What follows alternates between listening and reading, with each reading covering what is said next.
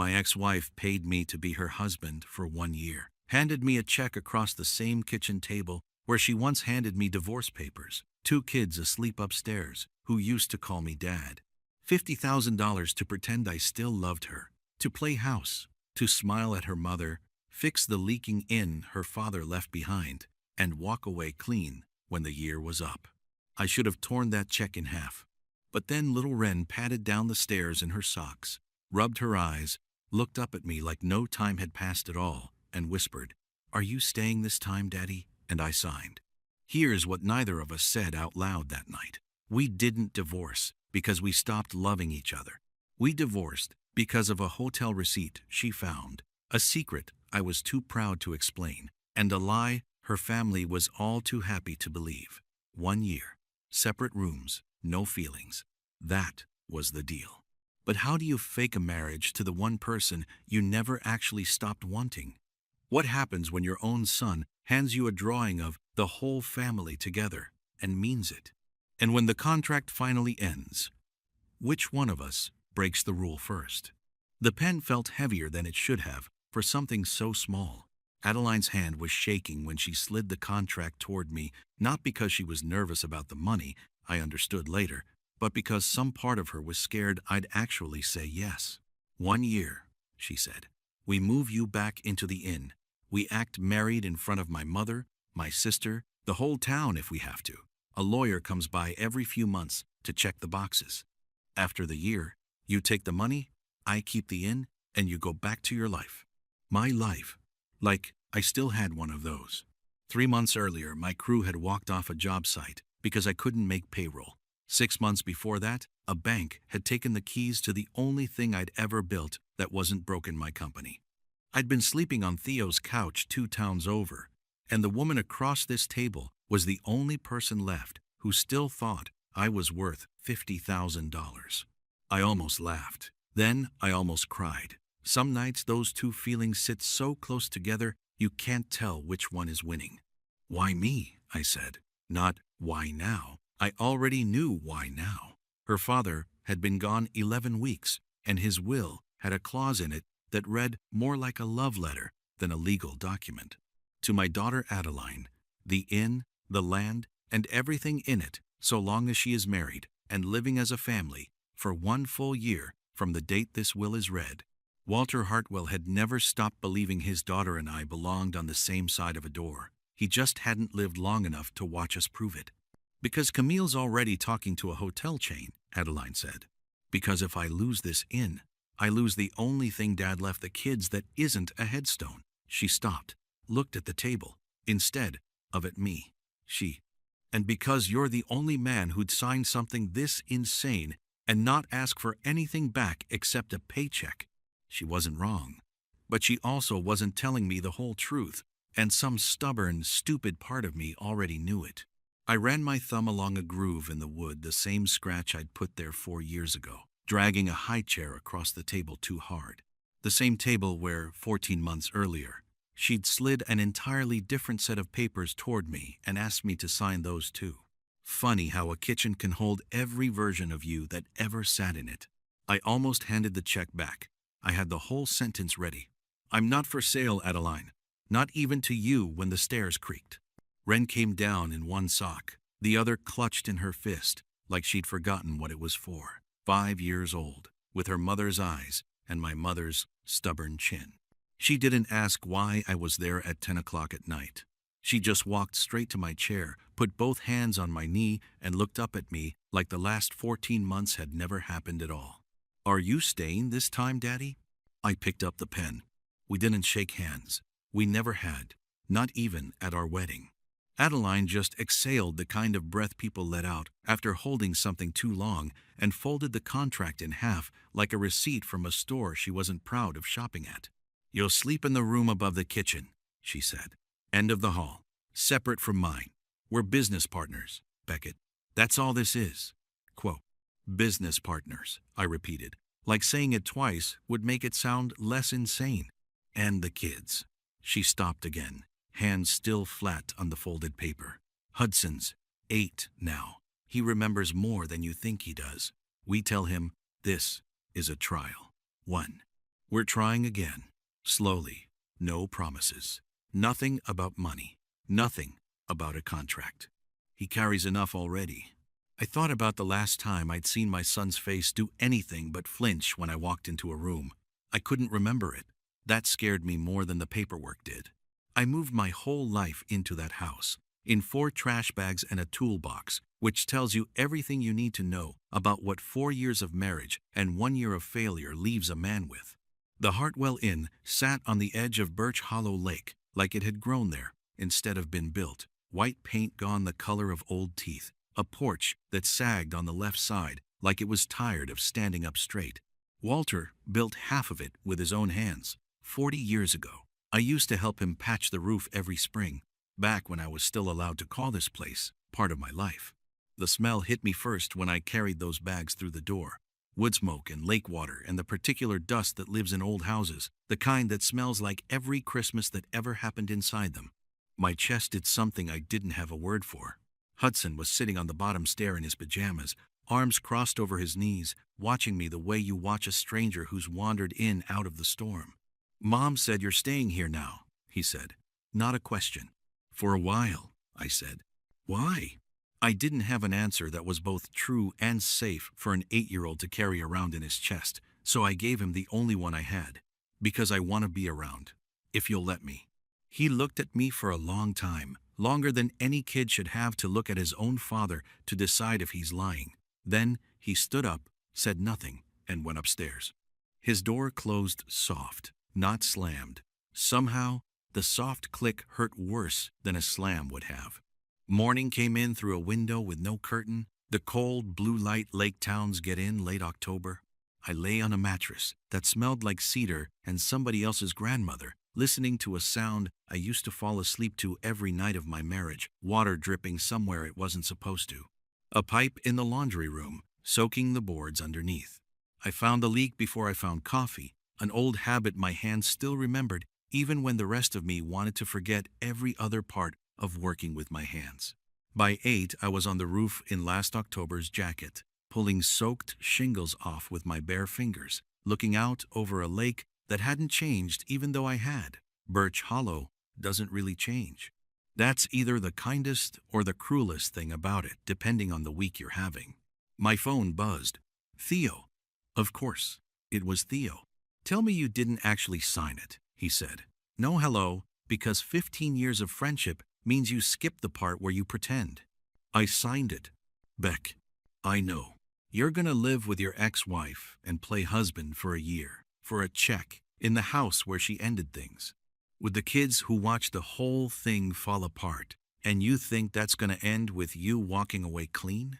That's the deal." Theo went quiet, which from Theo is its own kind of warning. It's never just the deal, man. Not with her. Never was. "You scared of failing again?" he said, quieter now, no joke anywhere in it. "I'm scared of being right back where I started in 12 months. Same kids, same town, same me, just $50,000 lighter and twice as broken." That's not what I asked. I didn't answer that one either. Some questions you just let sit on a roof with you instead. Through the kitchen window below, I could see Adeline at the stove in a robe, hair pulled back the lazy way it always used to be on mornings she didn't think anyone was watching. My hand slipped on a wet shingle, and I nearly went off the roof trying not to look like I was looking. Some habits don't divorce you just because you signed papers. My own father never fixed anything in his life. He didn't end up breaking worse. I used to tell myself I built a company so my kids would never have a reason to say that about me. Instead, I built it so big, so fast, that he barely got to watch me build anything at all. Funny how a man can spend 10 years running from his father's shadow and still end up standing in the exact same spot, just from a different direction. Nora showed up around 10 with a coffee carrier and the kind of face that meant she already knew everything. Adeline's oldest friend, the kind who hugs you and interrogates you in the same breath. "So it's true," Nora said, setting the coffee down hard enough that it sloshed. "You actually let your sister talk you into hiring your ex-husband." "Camille didn't talk me into anything," Adeline said. "Dad's will did. Your father loved a dramatic gesture, God rest him, but even he'd think this was a lot." "You think I don't know that?" Adeline's voice cracked on the edge of it, just slightly, just enough that I heard it through the open window above their heads and stopped hammering so I could listen better, which I knew was wrong and did anyway. I have 3 weeks to convince an entire town and a lawyer that I'm happily married to a man I haven't shared a bed with in over a year, or I lose the only thing my children have left of my father. So no, Nora, I don't have a better plan. I have this one. Nobody said anything for a second. Then Nora, gentler. Does Beckett know what it's actually going to cost him, living in that house, watching you every day, pretending none of it's real? Through the window, I watched Adeline glance up at the roof, like she felt me listening, and then look away fast. He signed the contract, she said. He knows the rules. I went back to hammering. My hands knew exactly what they were doing. The rest of me had no idea. Adeline needed flyers from the print shop for the festival committee, and since my truck was the only working vehicle at the inn, that's how I ended up walking into Pruitt's Hardware and General with my ex-wife's hand sliding into mine the second we crossed the parking lot. People are watching, she murmured, barely moving her lips, like a hostage negotiator. From where? Everywhere. This is Birch Hollow. She wasn't wrong.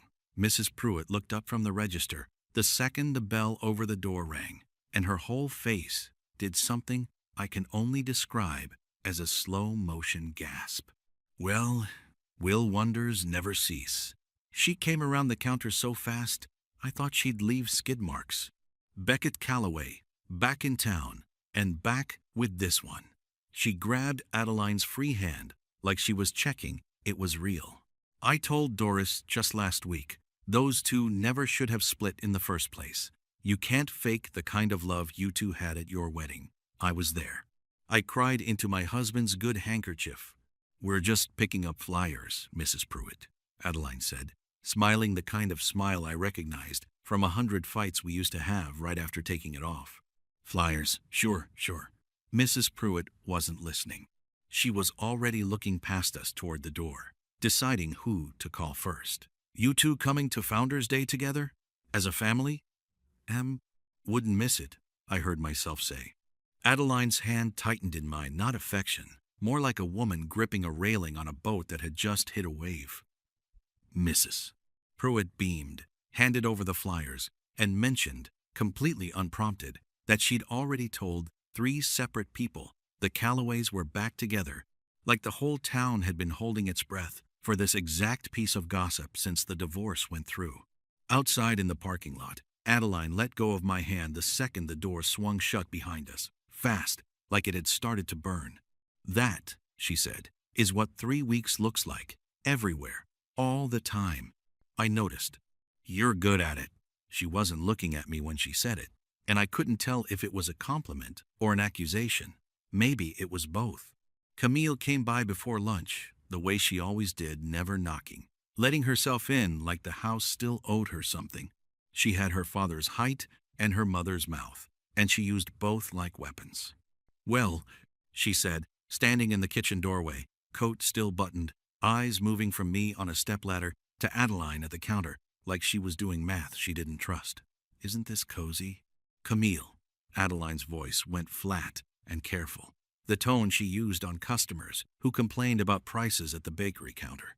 I heard you moved him back in. Camille's eyes landed on me. Didn't think you had it in you, Beckett. Last I heard, you were sleeping on somebody's couch. Things change, I said. Do they? She walked further into the kitchen, ran one finger along the counter like she was checking for dust, like she still owned the right to inspect this house. Funny Dad's lawyer called yesterday. Said the clause stands. Married, living as a family, 1 full year. His exact words, not playing house for the neighbors. Living as a family. We are, Adeline said. Camille smiled, the kind of smile that has teeth in it. Then you won't mind proving it. Founders Day, 3 weeks. The whole town will be there. The lawyer too. And the man from the hotel group who's already offered me numbers I don't think you want repeated in front of your husband.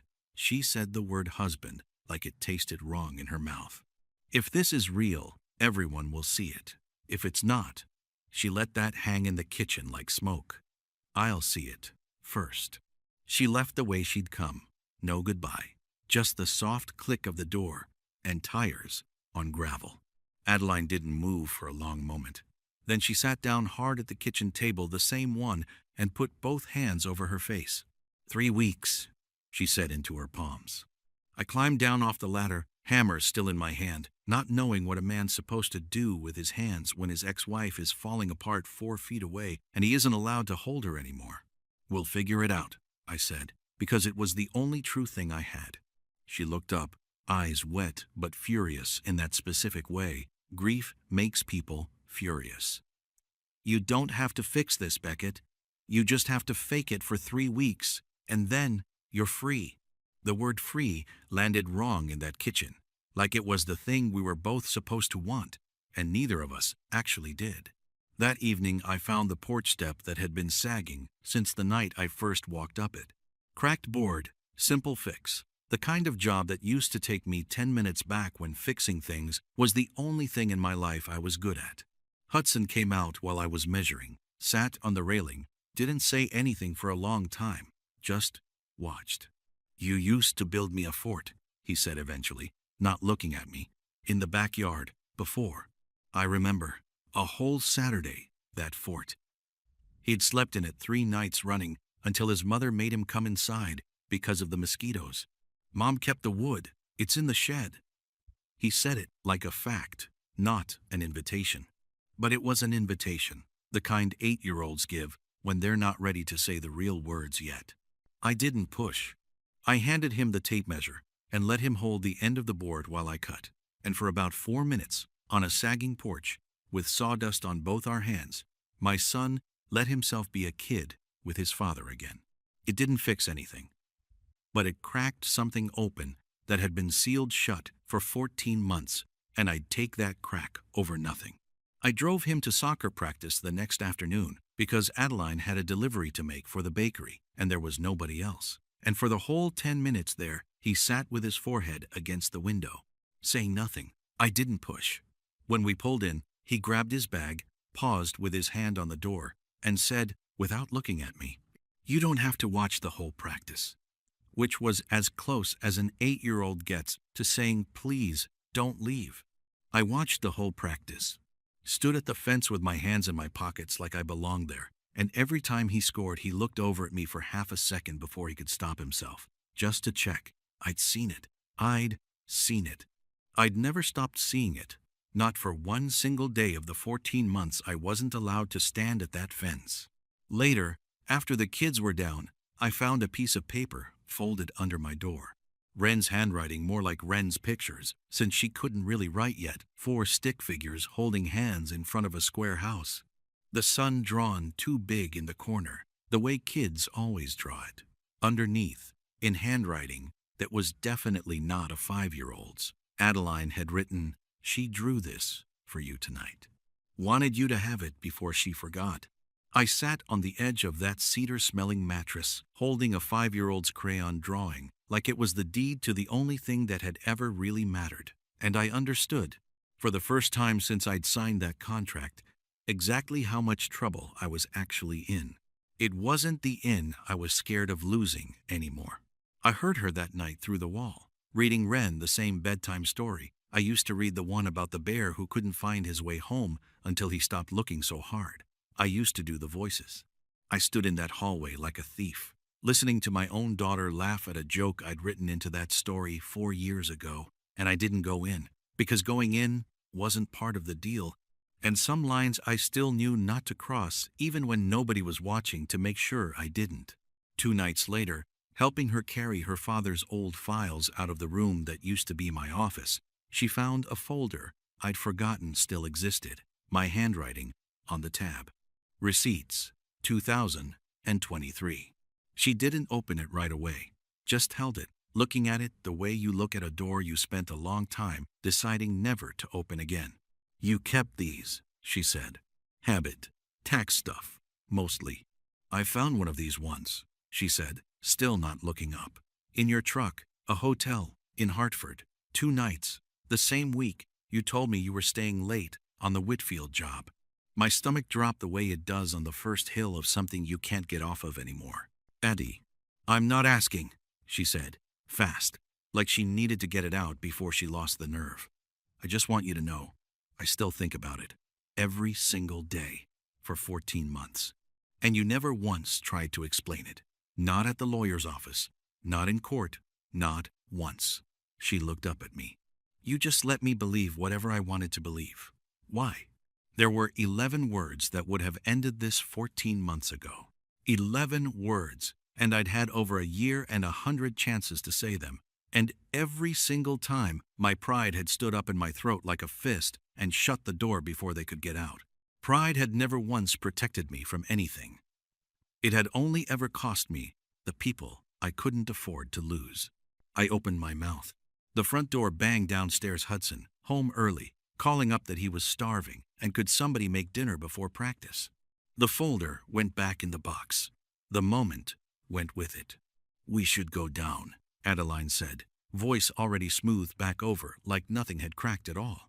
I stood in that hallway a long time after she left, 11 words sitting in my chest, like a stone I still hadn't found the courage to swallow or spit out.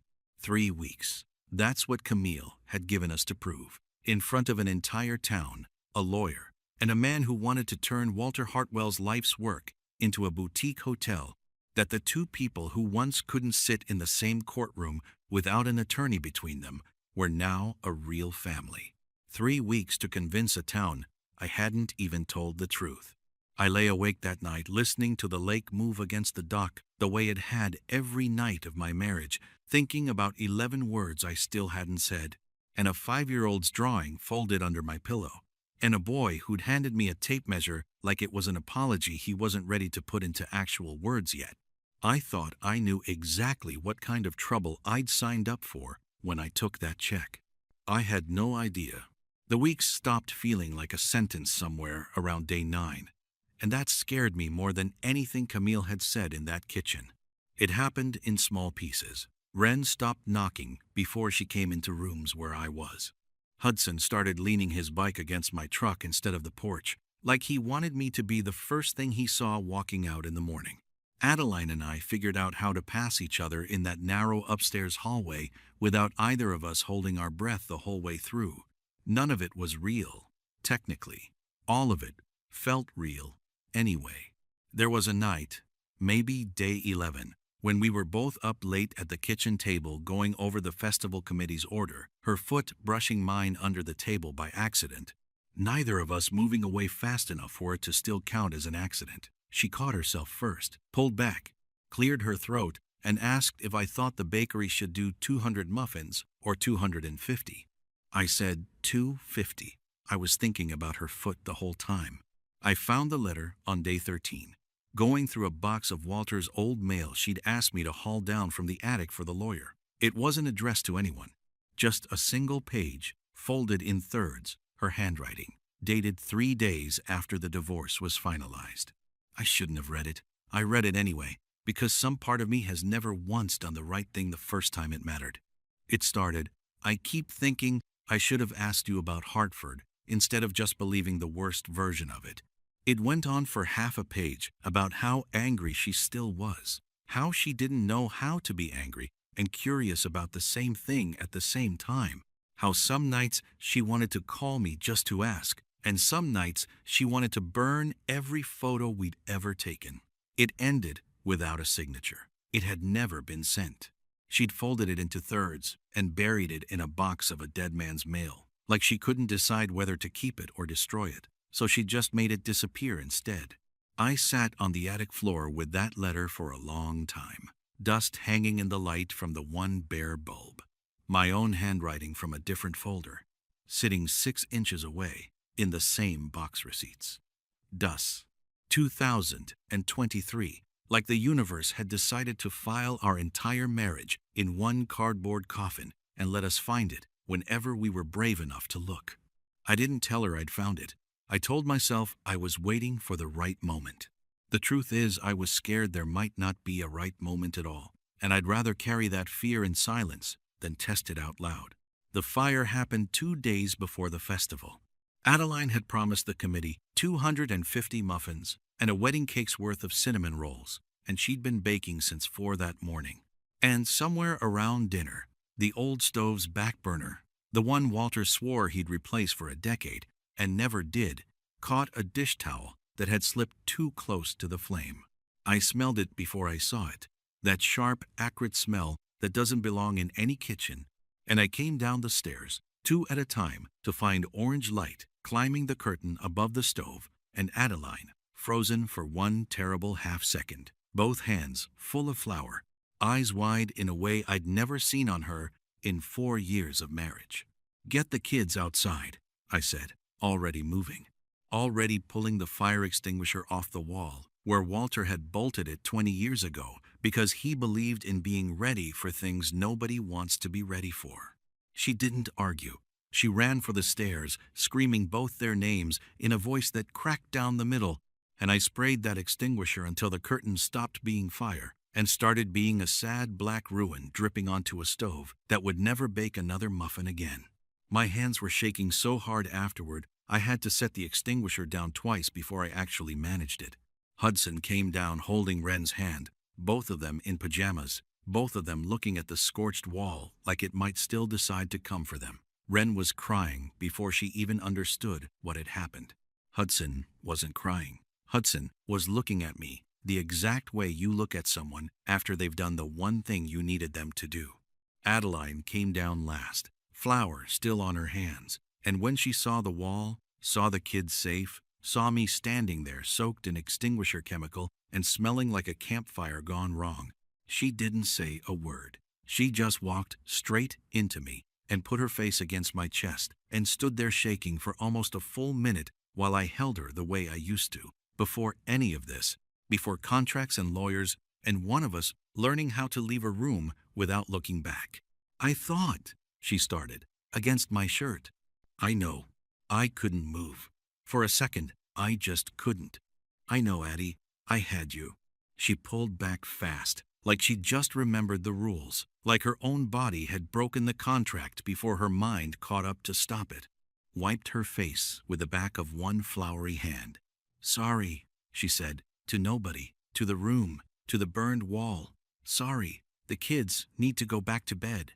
I stood in that ruined kitchen a long time after everyone went up, looking at a black scorch mark shaped almost like a door, thinking that some fires burn the wrong things down, and you don't find out what they were actually clearing a path toward until much later. Camille arrived the next morning before anyone had slept properly, took one look at the wall, and somehow turned a kitchen fire into a weapon faster than I would have believed possible.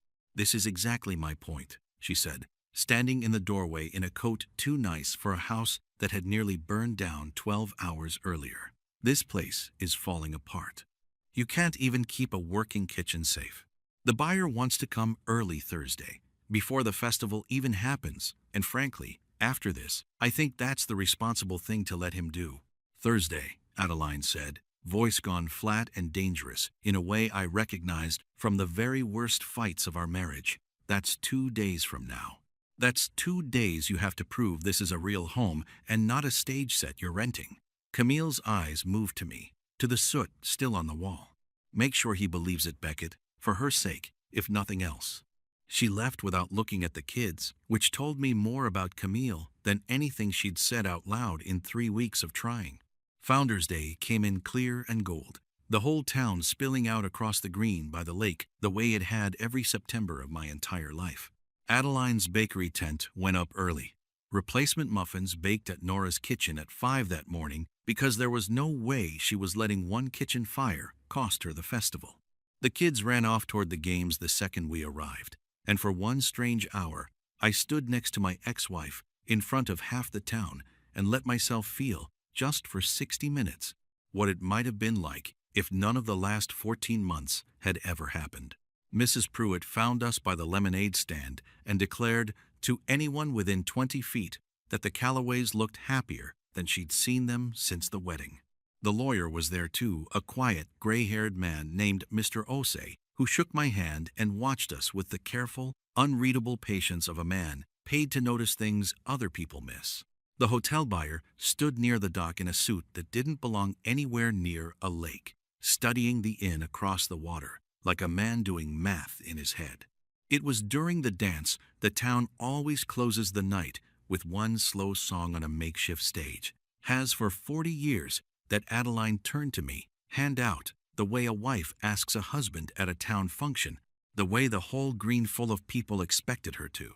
For show, she said, quiet, just for me. For show, I agreed. Her hand fit into mine the way it always had. We moved slow, the way you move when you're not really dancing so much as just standing close and swaying so nobody asks questions. And somewhere in the second minute of that song, her forehead came to rest against my collarbone, not for show, not for anyone watching, just because she was tired and the spot was still exactly the right height after everything. I kissed her before either of us decided to let it happen. It wasn't planned, wasn't part of any performance, wasn't anything either of us could have explained to a lawyer with a clipboard.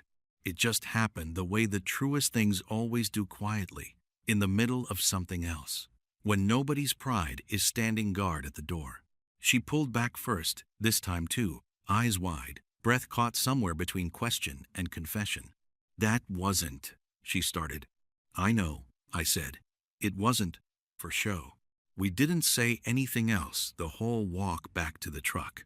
The kids fell asleep in the back seat before we hit the end of Main Street, and somewhere on the lake road, in the dark, with nothing but headlights and the sound of two kids breathing slow behind us, I finally said the 11 words I'd owed her for 14 months.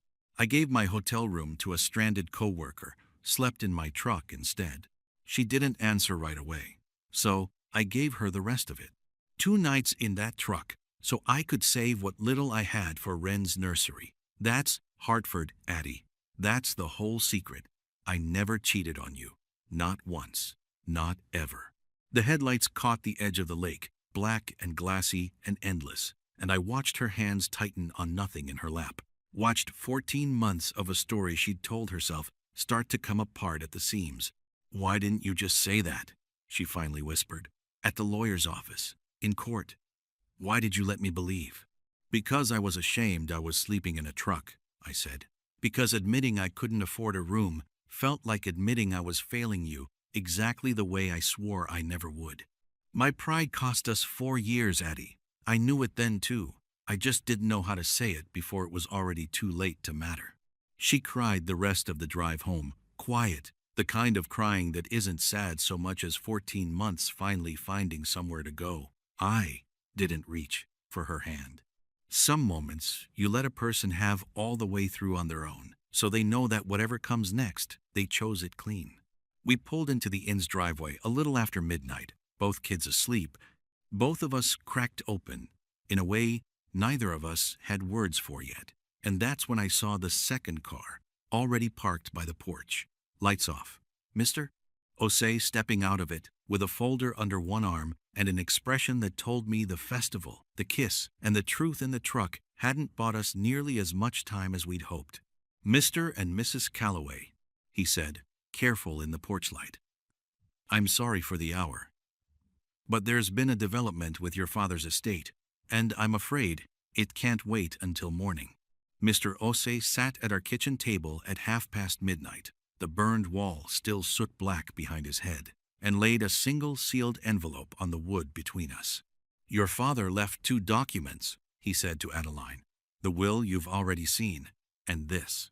His instructions were specific.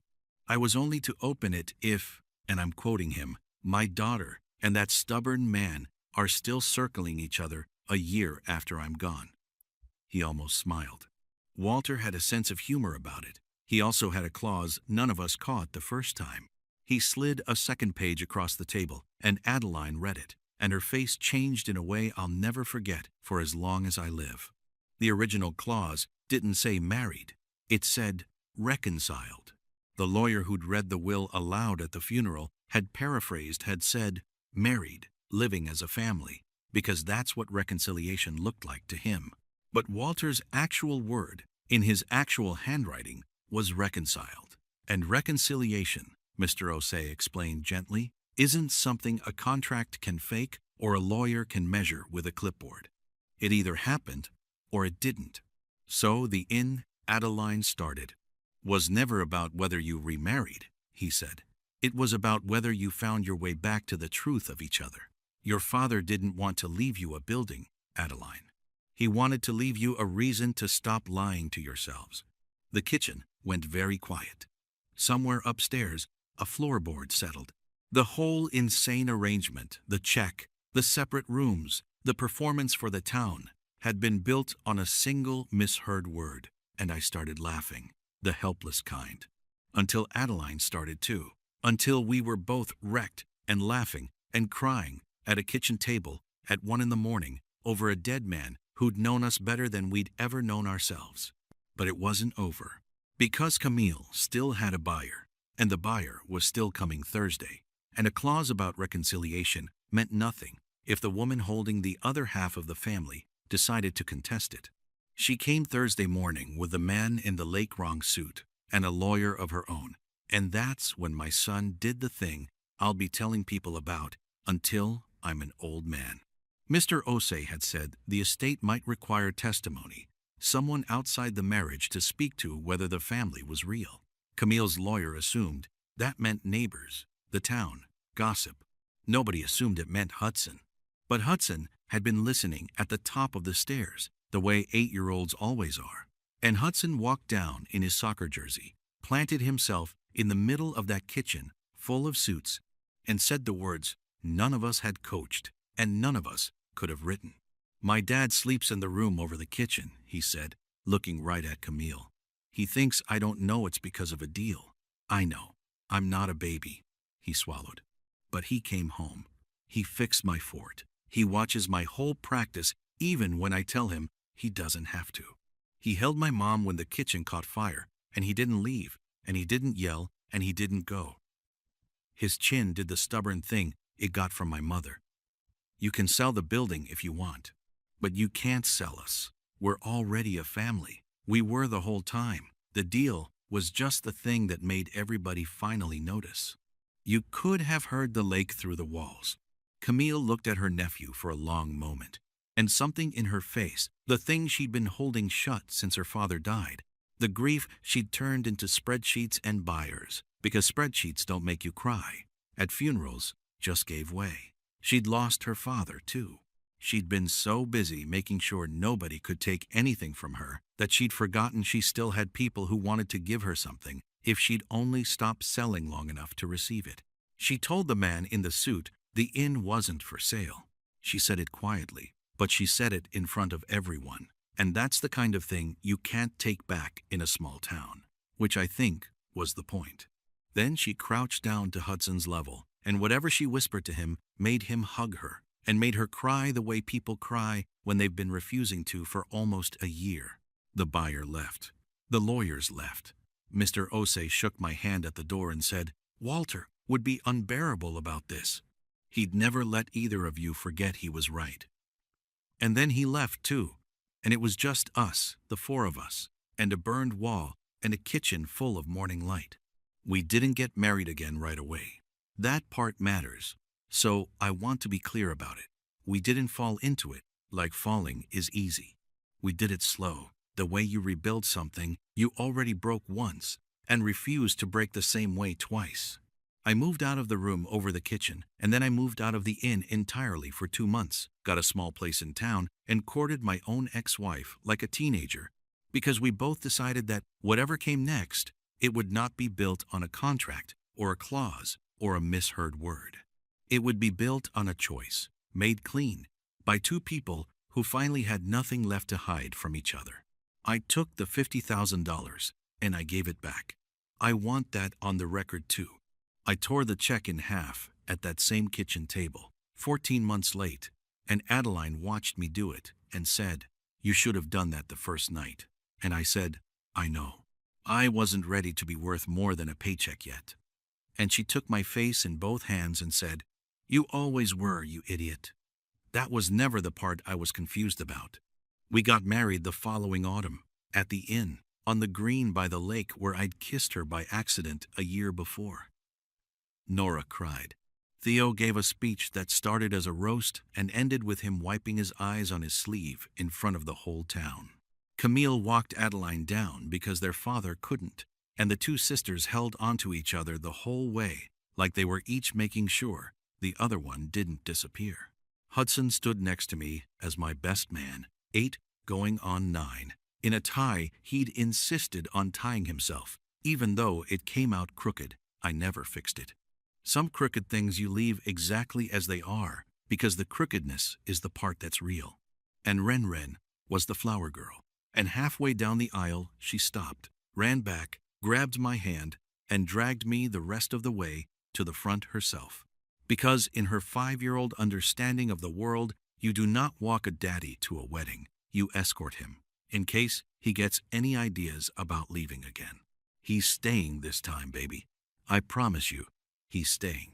That night, after the lake had gone dark and the town had gone home, I found a drawing taped to the door of the room. We now shared 4 stick figures, holding hands in front of a square house. The sun drawn too big in the corner. Same drawing she'd made a year ago, except this time, underneath, in Hudson's careful 8-year-old handwriting, someone had added 2 words. For real. I'm a contractor. I've spent my whole life building things, and most of them I built too fast, scared of a shadow that wasn't even chasing me anymore. But that house, that crooked, smoke-scarred, lake-worn house full of people who chose to keep me, that one I built slow, that one I built right. And it's the only thing I've ever made that I'm certain will outlast me. So let me leave you with this, before the music fades. We almost lost everything over one word. Nobody bothered to check. One secret I was too proud to explain. One story she was too hurt to question. 14 months of 2 kids' lives, gone, over a silence we both chose. So here's what I want you to sit with tonight. Is there someone in your life you walked away from because of a story you never actually confirmed was true, a Hartford of your own you never asked about? And if you picked up the phone tomorrow and finally just asked, what do you think you'd find out you've been wrong about this whole time? Tell me in the comments. Somebody out there needs to read that they're not the only one who let pride cost them years. And if this story moved you, stay a moment, because the next one might be about you.